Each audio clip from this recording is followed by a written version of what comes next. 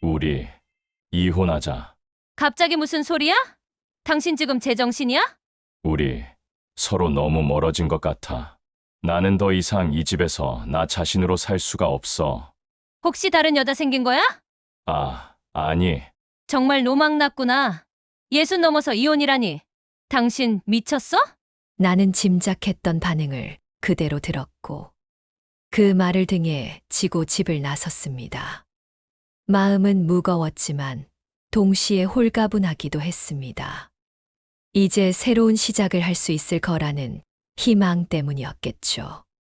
안녕하세요. 제 이름은 김철구입니다. 올해 64살이고요. 정년 퇴직을 1년 남짓 앞두고 있는 흔한 평범한 직장인입니다. 그런데 요즘 제 마음은 참 뒤숭숭하네요. 나이 들면 마음도 무뎌진다더니 전 오히려 더 예민해졌습니다.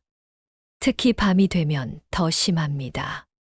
침대에 누우면 문득 내가 이제 어디에 쓰일까 하는 생각이 들고 아침에 눈을 떠도 이젠 더 이상 나를 필요로 하는 곳이 없을지도 모른다는 불안이 목구멍까지 차오릅니다. 직장에서는 눈치를 줍니다. 이 부장님도 이제 곧 정년이죠. 웃으며 던지는 말 한마디가 그렇게 사람을 무너지게 만들 줄 몰랐습니다. 말끝마다 후배들한테 자리 좀 물려주시죠라는 의미가 숨겨져 있는 것 같아 괴롭습니다. 그보다 더 견디기 힘든 건 바로 집입니다. 제 아내는 요즘 유난히 저에게 냉담합니다. 당신 은퇴해도 계속 일해야 하는 거 알지? 집에서 빈둥거리다간 나한테 밥 얻어먹을 생각하지 마. 말은 그렇게 해도 그녀도 알 겁니다. 내가 무슨 일을 더 할 수 있을까? 이 나이에 재취업이 쉬운 것도 아니고 사업을 시작할 자금도 없는데 말이죠. 오늘의 사연 시작하겠습니다. 여러분 가정에 큰 복이 떨어지는 구독, 좋아요 눌러주세요. 그날도 그랬습니다. 회사에서 고된 하루를 마치고 퇴근 버스에 몸을 실었죠. 창밖엔 겨울 저녁의 어둠이 일찍 내려앉았고 차 안은 말없이 흐르는 엔진 소리만이 가득했습니다. 저는 가만히 앉아 창밖을 멍하니 바라보다가 내려야 할 정류장을 세 정거장이나 지나쳐 버렸습니다. 그제야 정신이 들더군요. 내려야 했는데 버튼도 못 누르고 그냥 앉아 있었네요. 다시 돌아가기엔 애매해서 그냥 걸어가기로 했습니다. 기분도 가라앉고 마음도 정리하고 싶어서요. 골목을 걷는데 어디선가 강아지 짖는 소리가 났습니다. 크게 짖는 바람에 깜짝 놀라 주위를 둘러보았죠. 소리의 출처는 근처 미용실이었습니다. 소정 미용실이라 써 있었어요. 그때였습니다. 문이 열리더니 한 여성이 강아지를 안고 나왔습니다. 죄송해요. 강아지가 짖어서 놀라셨죠. 그녀는 아주 단정한 차림에 50대 중후반쯤 되어 보이는 여성이었습니다. 머리는 곱게 다듬어져 있었고 얼굴에는 흐트러짐 없는 화장이. 어떻게 표현해야 할까요? 딱 섹시하고 단아하다는 말이 어울리는 분이었어요. 사실 머리를 자를 생각은 전혀 없었는데 그냥 저도 모르게 물어봤습니다. 혹시 지금도 영업하시나요? 그녀가 미소를 지으며 말했습니다. 그럼요, 들어오세요. 그렇게 저는 그 미용실 문을 열고 들어섰습니다. 안은 조용하고 아늑했습니다. 한쪽 구석에는 방석 위에 얌전히 앉아있는 강아지가 있었고요. 그녀는 저를 보며 정중히 인사했죠. 안녕하세요. 저는 이소영이에요. 여기 미용실 사장입니다. 저는 김철구라고 합니다. 자연스럽게 악수를 나누고 저는 의자에 앉았습니다. 어떻게 손질해 드릴까요? 평소처럼 단정하게 좀 다듬어 주세요. 그렇게 말은 했지만 사실 그날 저는 평소처럼이 아니었습니다. 그녀와 나누는 첫 인사가 제 안에서 무언가를 흔들고 있다는 걸 느꼈습니다. 머리를 자르며 이런저런 이야기를 나눴습니다. 사장님은 혼자 미용실을 운영 중이셨고, 저는 곧 정년을 앞둔 회사원이라고 말씀드렸습니다. 정년 후에 뭐 하실 계획이세요? 아직 정하지 못했어요. 그냥 막막합니다. 정년 앞두면 다들 그러세요. 손님들 중에도 그런 분 많거든요. 그녀의 말이 이상하게도 마음을 따뜻하게 덮었습니다. 집에서는 아내에게 그런 말을 했다간 핀잔만 들었겠죠. 그런데 처음 만난 이 여성은 내 이야기를 들어주고 공감해주고 따뜻하게 대답해줍니다. 고작 머리를 자르는 짧은 시간이었지만 저는 오랜만에 누군가에게 인간적으로 존중받는다는 느낌을 받았습니다. 그리고 그건 정말 오랜만이었습니다. 머리를 다 자르고 계산을 하면서 저는 말했습니다. 앞으로 이 미용실로 올게요. 그녀는 활짝 웃으며 말했죠. 그럼요.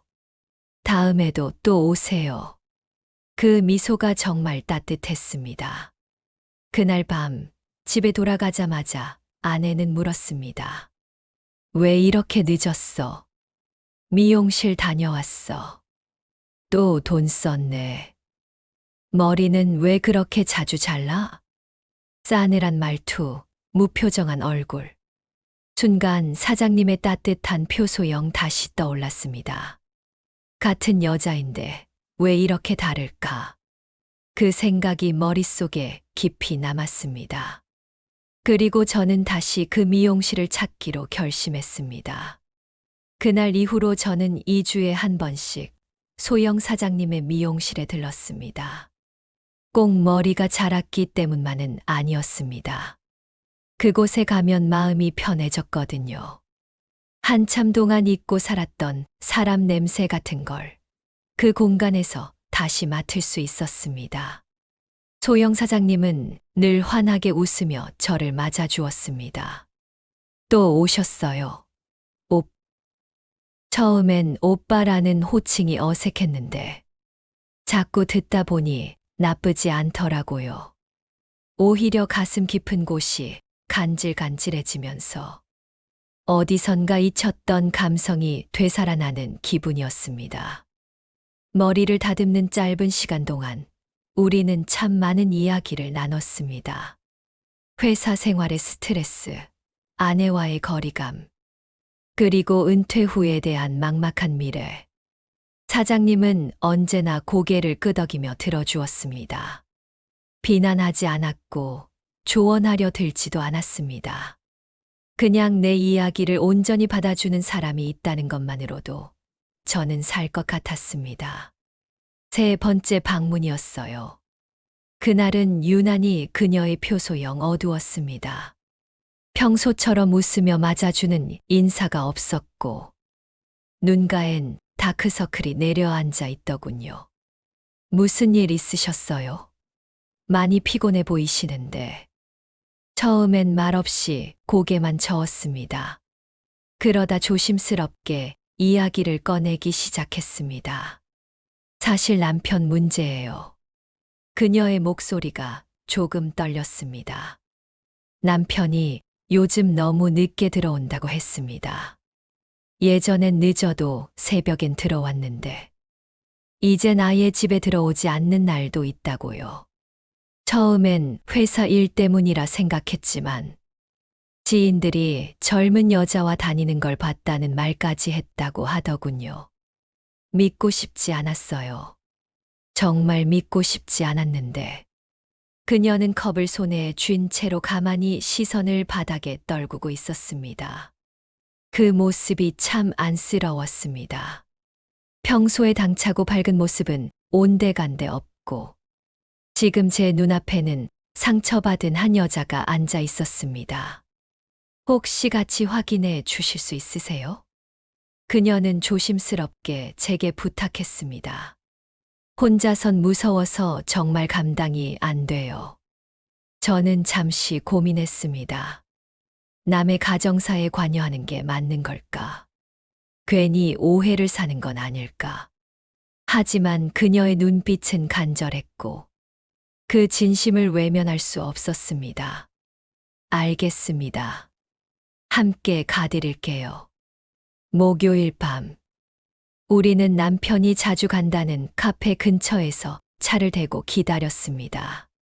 비는 내리지 않았지만 하늘은 잔뜩 흐려 있었고 저녁 공기는 싸늘했습니다.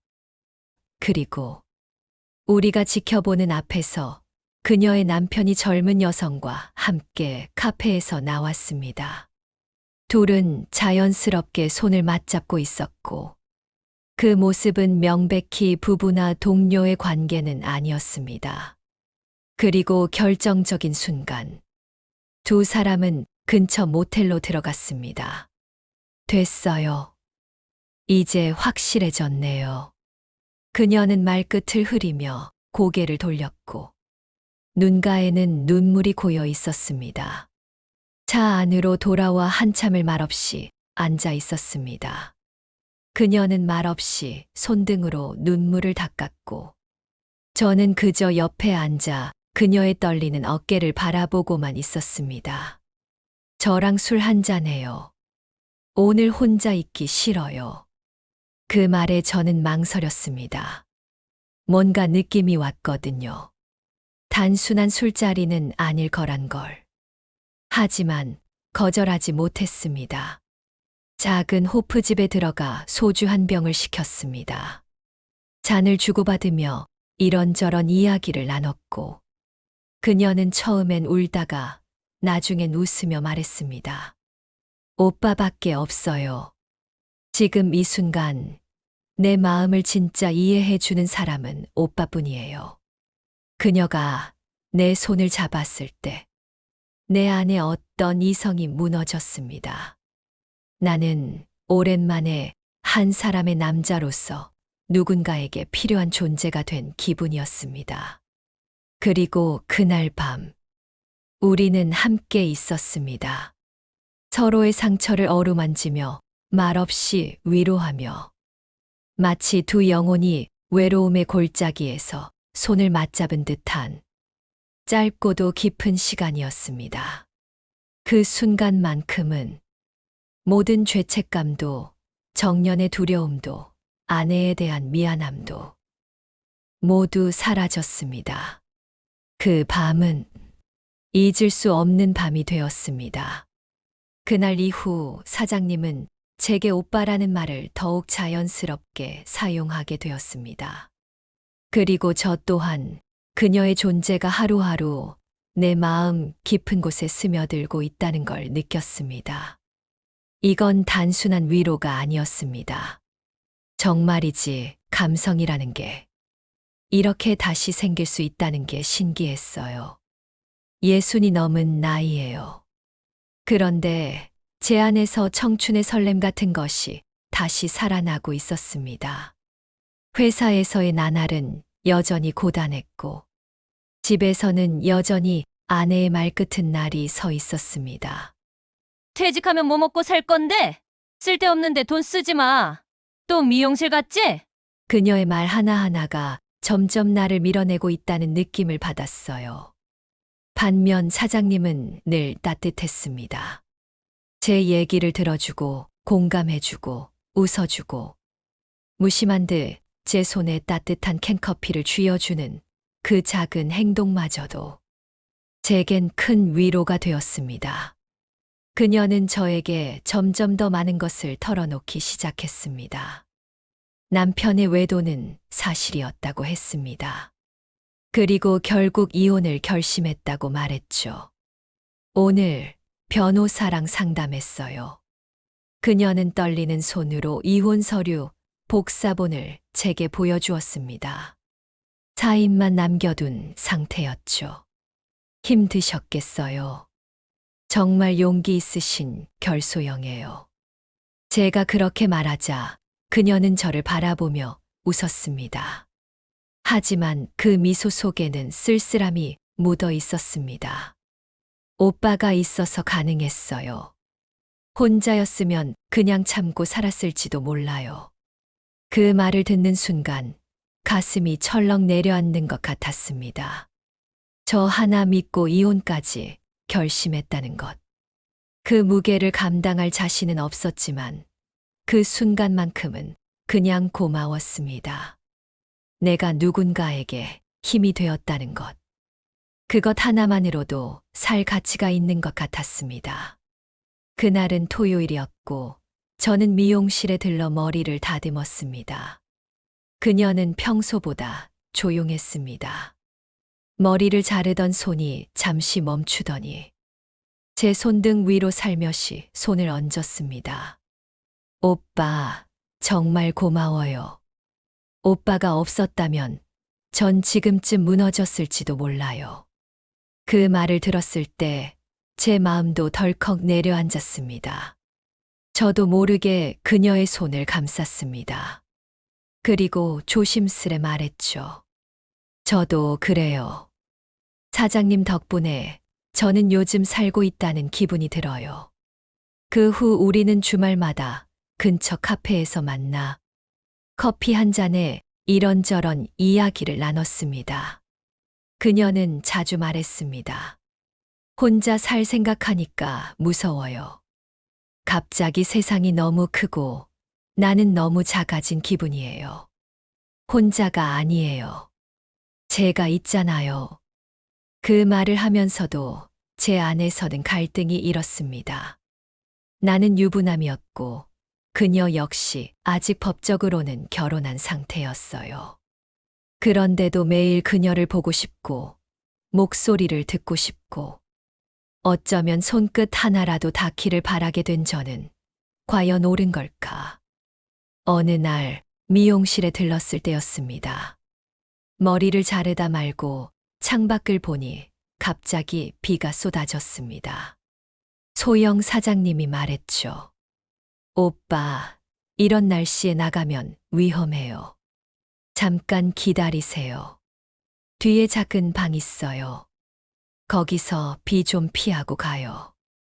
미용실 뒤쪽엔 작은 휴게 공간이 있었습니다. 소파와 작은 차추전자, 그리고 조용한 스탠드 조명 하나. 창문 너머로 빗방울이 떨어지는 소리가 잔잔히 들려왔고, 그 방은 마치 세상과 단절된 또 다른 우주처럼 느껴졌습니다. 오빠, 여기서 잠깐 쉬다 가요. 나도 오빠랑 조용히 차 한 잔 마시고 싶어요. 말없이 고개를 끄덕였고, 우리는 작은 소파에 나란히 앉아 따뜻한 차를 마셨습니다. 창밖에선 여전히 비가 내리고 있었고, 방 안은 조용했습니다. 오빠, 고마워요. 이런 밤에 혼자 있었으면 너무 외로웠을 거예요. 그녀가 제 손을 잡았습니다. 이번엔 맨정신이었습니다. 술기운도 충동도 아니었습니다. 우리는 서로를 바라봤고, 그녀가 내 어깨에 고개를 기대자 저는 조심스레 그녀를 안았습니다. 그날 밤 우리는 다시 하나가 되었습니다. 그 전과는 달랐습니다. 이번엔 실수도 변명도 아닌 의지와 감성이 모두 담긴 명백한 선택이었습니다. 저는 그날 더 이상 정년을 앞둔 노인이 아니었습니다. 누군가에게 필요한 존재, 한 여인을 품에 안을 수 있는 남자. 그렇게 내 감정은 깊어져 갔습니다. 그날 밤 이후 나는 매일 그녀가 생각났습니다. 그녀와 보낸 그 작은 방의 따뜻한 온기, 창문을 두드리던 비의 소리, 그리고 내 이름을 부르던 그녀의 부드러운 목소리. 사장님 아니, 소영. 그녀는 이제 더 이상 동네 미용실 사장님이 아니었습니다.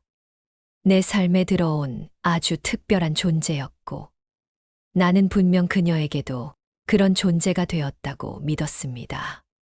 우리는 점점 더 가까워졌습니다. 서로를 필요로 했고 서로에게 기대기 시작했습니다. 그리고 어느 날 소영은 눈가에 눈물이 맺힌 채 말했습니다. 오빠, 나 이혼 서류 제출했어요. 이젠 정말 혼자예요. 그 순간 내 마음 깊은 곳에서 뭔가 결심이 섰습니다. 더는 이중 생활을 이어갈 수 없다는 생각이었고, 무엇보다 나도 이제 선택해야 할 시점이라는 걸 깨달았습니다.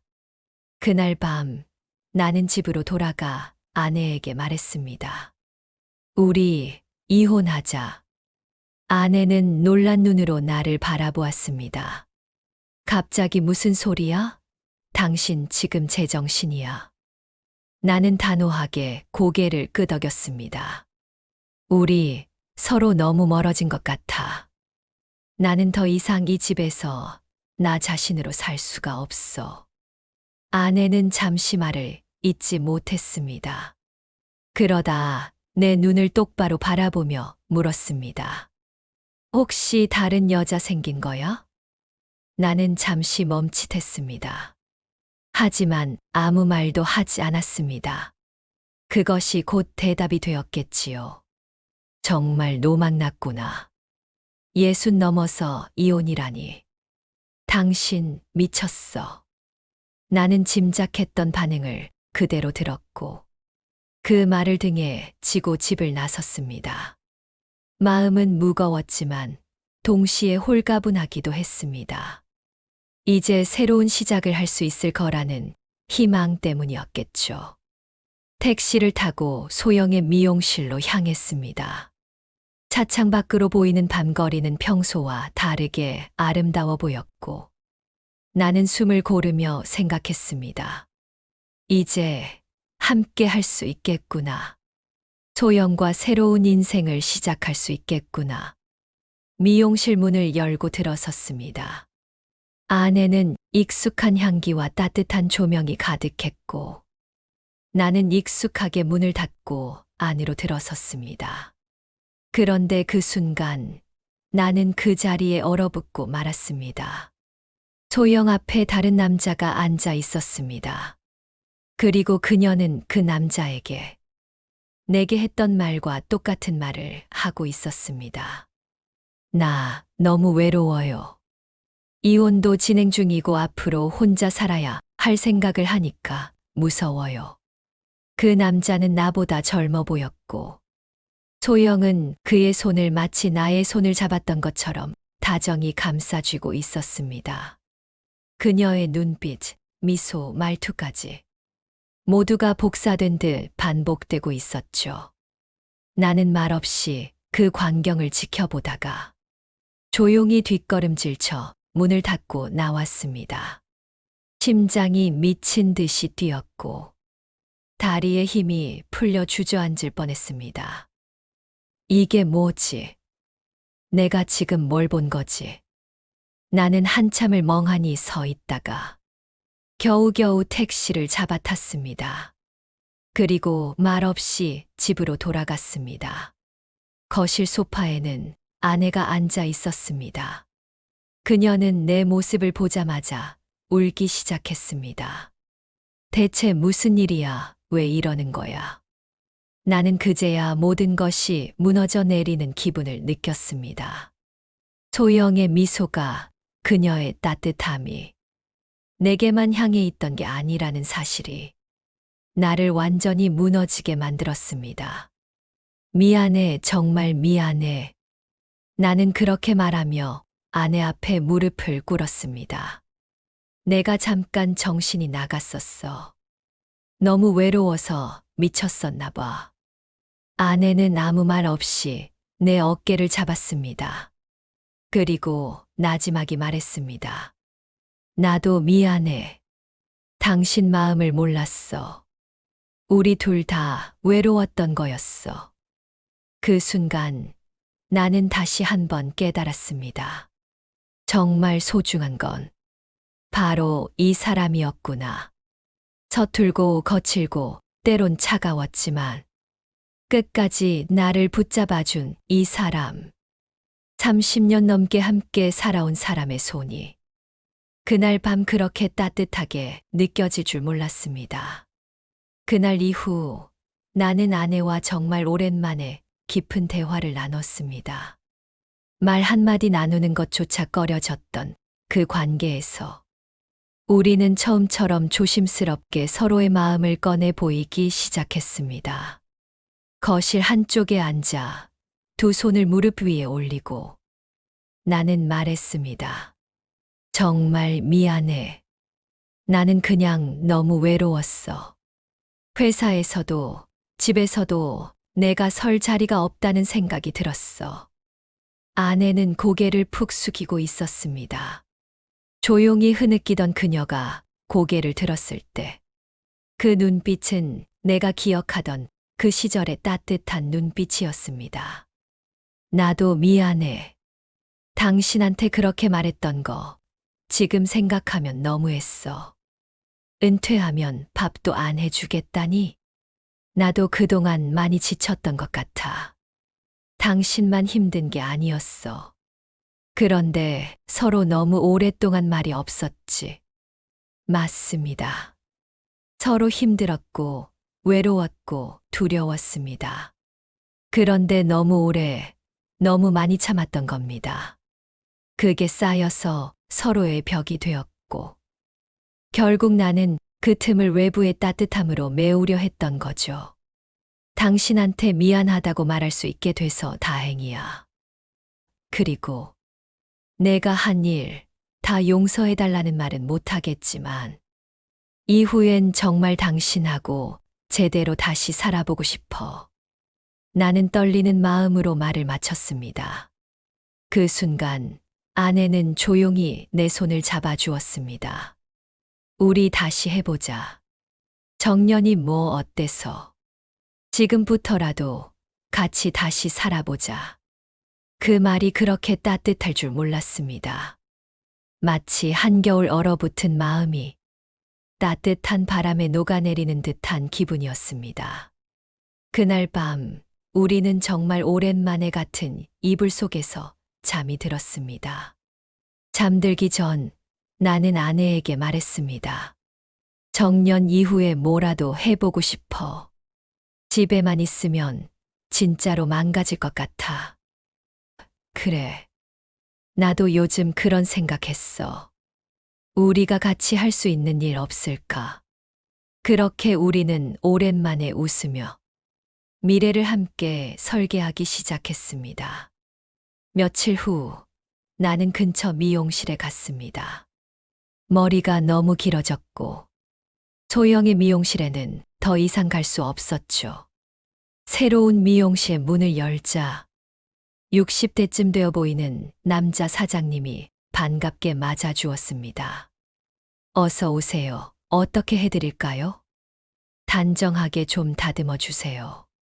머리를 자르며 우리는 자연스럽게 이야기를 나눴고 그 사장님도 과거에 직장 생활을 하다가 정년 후에 미용 일을 시작했다고 하더군요. 처음엔 막막했는데요. 지금은 사람들 만나고 이야기 나누는 게 참 좋아요. 그 말이 가슴에 박혔습니다. 집으로 돌아가 아내에게 이야기했습니다. 그 미용실 사장님도 정년 후에 새로 시작했대. 우리도 할 수 있을 것 같아. 그래, 우리도 해보자. 그 후로 우리는 시간을 내어 소소하게 창업 아이디어를 나눴습니다. 오랜 고민 끝에 둘이서 함께 할 수 있는 작은 분식집을 운영해 보기로 했습니다.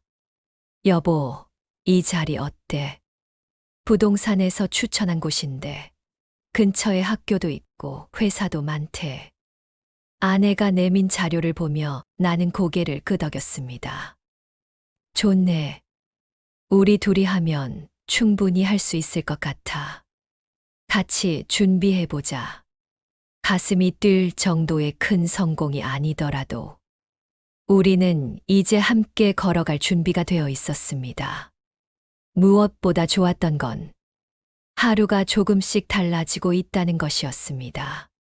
아침에 잘 잤어 라고 인사를 나누고 출근 준비를 하는 내게 아내가 오늘 저녁엔 김치찌개 어때? 라고 물어주는 그 평범한 순간들이 이제는 너무나도 소중하게 느껴졌습니다. 뭐 먹고 싶어? 당신이 해주는 건 다 좋아. 예전 같았으면 무뚝뚝하게 대답했을 그 말이 이젠 내가 가장 진심으로 하는 말이 되어버렸습니다. 우리는 서로에게 조금 더 다가갔고 서로를 이해하려고 노력했고 무엇보다 함께 미래를 계획하기 시작했습니다. 그건 어떤 화려한 감정보다 어떤 뜨거운 욕망보다 훨씬 더 오래 가고 훨씬 더 깊이 가슴을 따뜻하게 만드는 감성이었습니다. 나는 그제서야 깨달았습니다. 내가 진정으로 바랐던 건 그저 따뜻한 대화, 함께하는 식사, 그리고 무엇보다 나를 진짜 나로 바라봐 주는 한 사람의 존재였다는 것을요. 그 사람이 바로 내 옆에 늘 함께 있던 아내였습니다. 분식집 오픈을 준비하던 어느 날 밤이었습니다. 하루 종일 아내와 함께 가게 인테리어 사진을 보며 웃고 떠들고 집으로 돌아와 나란히 앉아 맥주 한 캔을 나누던 평범한 일상이 그날따라 어쩐지 더 따뜻하게 느껴졌습니다. 그렇게 웃고 그렇게 얘기 나누고 나는 아내가 잠든 침대 곁에서 조용히 휴대폰을 확인했습니다. 그리고 그 순간 심장이 멎는 듯한 문자가 도착해 있었습니다. 오빠, 오늘 나 너무 외로워. 나랑 같이 있으면 안 될까?